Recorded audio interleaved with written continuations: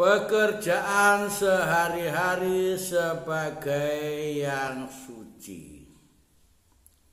Lembaga Opus Dei jelas-jelas menyatakan dalam spiritualitasnya tentang kesucian kerja. Menyucikan, menguduskan berarti bekerja dengan semangat Yesus Kristus. Baca Opus Dei dan Da Vinci Code oleh tim penulis obor halaman 55. Sementara, apakah benar bahwa pekerjaan sehari-hari itu bisa menjadi suci? Yang pasti soal kerja penting untuk selalu direnungkan, karena kerja tidak terlepas dari kehidupan kita. Momen yang perlu kita gunakan untuk membantu kita supaya dengan demikian kerja kita sungguh-sungguh kita hayati. Karena kenyataan kehidupan modern dewasa ini mau tak mau didominasi oleh kerja dan kerja. Tetapi jika kerja tidak dihubungkan dengan apa yang menjadi kehendak Allah, kita menghayati kerja lalu tidak ada maknanya. Pada kisah penciptaan, bekerja dilakukan di Taman Firdaus. Kini kian nyata kerja itu dilakukan di rimbanya dengan hukum-hukumnya. Siapa yang kuat itu yang menang, sehingga ada kekacaubaluan moral. Soal-soal legalitas atau moral yang mengganggu semua diterabas tanpa melihat apakah itu saudara, kawan, apalagi orang lain. Orang berdalih, saya bekerja sekedar untuk mencari nafkah. Tidak ada yang salah kalau untuk mencari nafkah. Yang salah adalah kalau hanya untuk itu. Seorang bekerja patut mendapat upahnya. Kita lihat Matius bab 10 ayat 10. Orang bekerja selayaknya ia makan. 2 Tesalonika bab 5 ayat 18. Namun kerja tidaklah semata-mata untuk mendapatkan nafkah. Allah disisihkan dari tujuan, sehingga orang tidak memikirkan untuk menghubungkan pekerjaannya dengan Allah.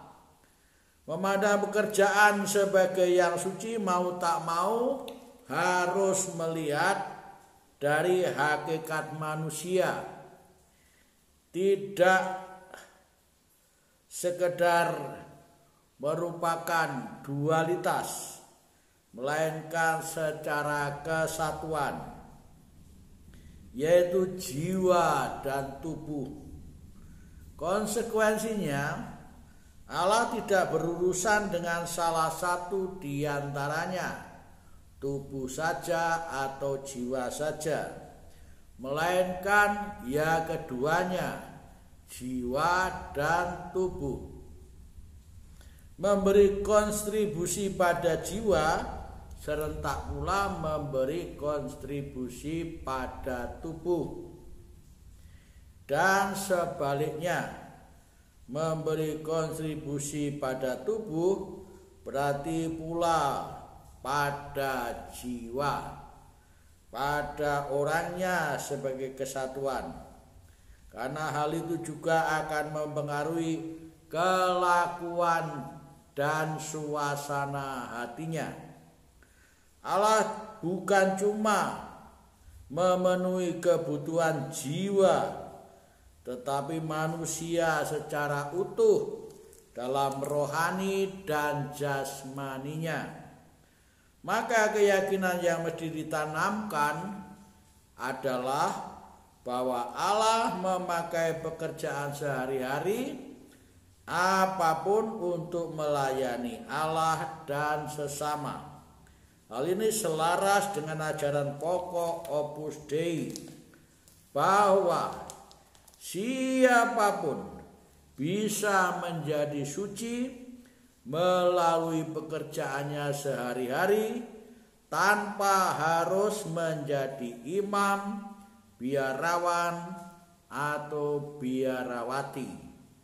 Baca Majalah Hidup nomor 26 24 Juni 2012 halaman 1. Halaman 13. Dengan demikian, realitas adalah dua aspek dalam satu.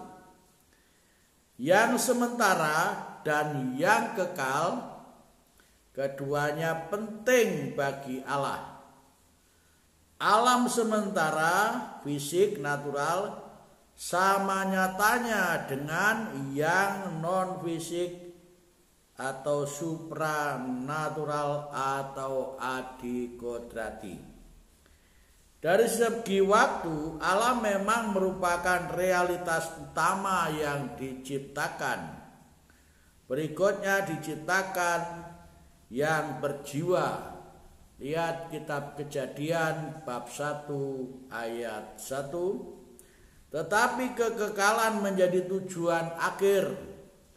Dengan demikian, segala sesuatu yang sekarang harus dikendalikan untuk tujuan yang nanti atau yang akhir, yaitu kekekalan. Pengikut Kristus semestinya terdorong untuk memilih yang sekarang itu sebagai cara atau sarana untuk menyiapkan tujuan yang akhir. Maka jika Allah telah menciptakan dengan rencananya, memberi kemampuan dan kesempatan tertentu, pekerjaan dari itu adalah untuk memuliakan Allah, melayani Dia dan sesama. Tegasnya, pekerjaan itu sendiri sebagai sarana untuk menuju Allah. Maka untuk menjadi suci, orang tidak harus beralih profesi, misalnya menjadi pewarta Injil, tetapi tetap mempertahankan pekerjaan sekularnya dengan memakainya sebagai ajang pewartaan Injil. Bahkan sekalipun itu tidak, nilai pekerjaan sekular itu bisa sudah memuliakan Allah. Karena orang dapat tertarik untuk menerima Injil bukan terutama karena oleh perkataan, melainkan lebih daripada itu perbuatan atau penghayatan kehidupan.